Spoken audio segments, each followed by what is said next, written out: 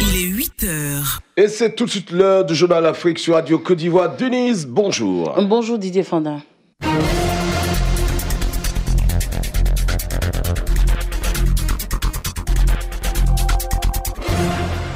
Bonjour à tous et merci d'être avec nous. Entre les voyageurs et commerçants obligés de négocier avec des fonctionnaires corrompus, les colporteurs en tout genre et les mototaxis se bousculant pour passer de l'autre côté, la frontière entre le Bénin et le sud-ouest du Nigeria est connue pour être un cauchemar.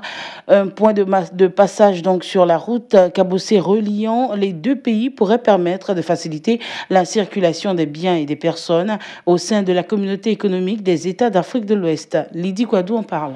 Le site de 17 hectares, construit pour quelques 18 millions d'euros, est équipé de scanners ultramodernes pour détecter les marchandises illicites. Et les agents de la douane et de l'immigration ont désormais de vrais bureaux, alors qu'ils s'entassaient jusque-là dans des cabanes de fortune ou des conteneurs aménagés. Selon le président de la commission de la CEDEAO, Jean-Claude Kouassi Brou, le nouveau poste va non seulement booster le commerce, mais aussi contribuer à lutter contre les fraudes, les trafics et la corruption en tout genre. Selon le site IZF.net, l'Union européenne finance la CEDEAO à hauteur de 64 millions d'euros pour créer 7 infrastructures similaires sur le trajet allant du Nigeria à la Côte d'Ivoire, entre le Ghana et le Burkina Faso et entre la Guinée et le Mali. Le président Muhammadu Buhari a fait le voyage en hélicoptère mardi pour couper le ruban du poste frontière de ce point de ralliement en compagnie de son homologue béninois Patrice Talon. Certains observateurs s'interrogent toutefois sur l'utilité d'un tel investissement dans l'espace CEDEAO où prévaut depuis longtemps la libre circulation entre les 15 pays et où les voyageurs privilégient souvent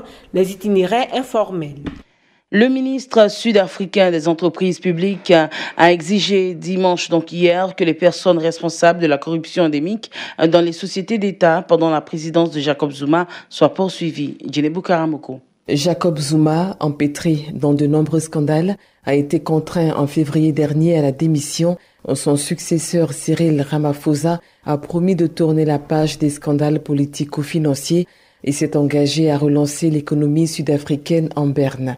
Selon le ministre sud-africain des entreprises publiques, la corruption qui semble endémique dans les entreprises publiques, dont certaines sont au bord de la faillite, a fait baisser le taux de croissance et soutirer des ressources publiques à des fins privées. Démanteler ce système va nécessiter du temps et demander à nos dirigeants d'agir avec courage.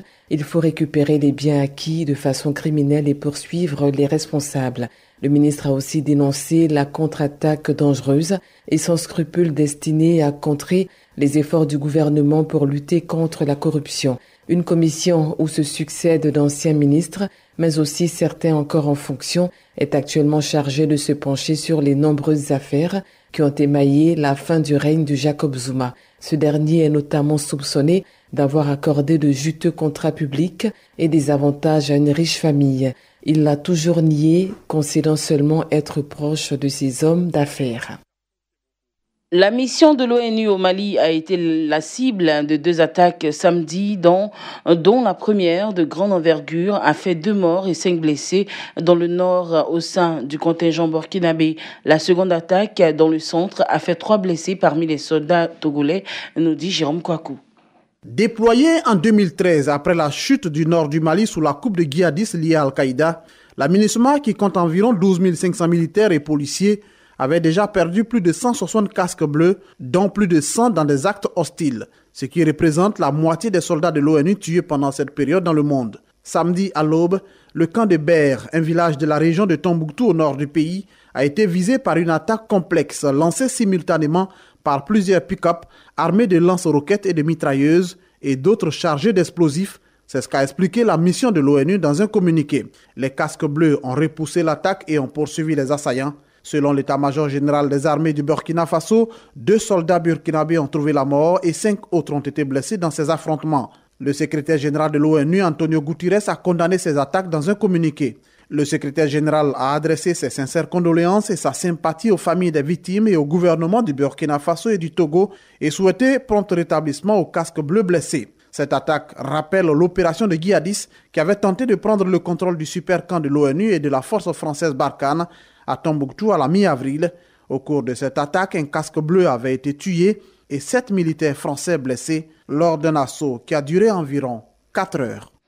Découverte au Kenya du plus grand et du plus ancien cimetière d'Afrique de l'Est, mise à jour par des scientifiques de l'université Stony Brook de New York et de la société Max Planck de Berlin, ce cimetière aurait près de 5000 ans et contiendrait environ 580 corps. Aboussila.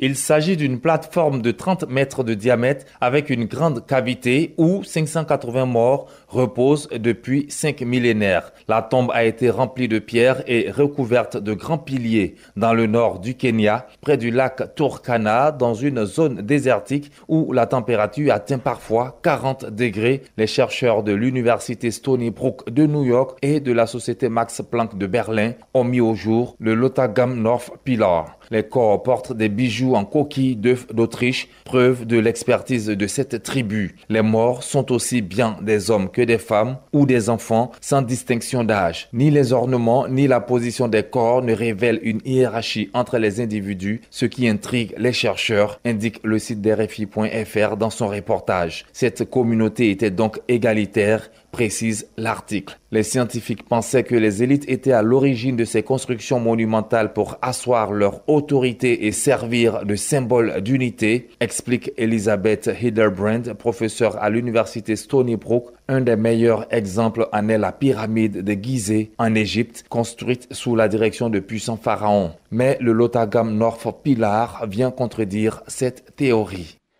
Et c'est la fin de ce bulletin Afrique sur Radio Côte d'Ivoire. Merci de l'avoir suivi. L'actualité sera de retour à 9h avec Nadège Kofi.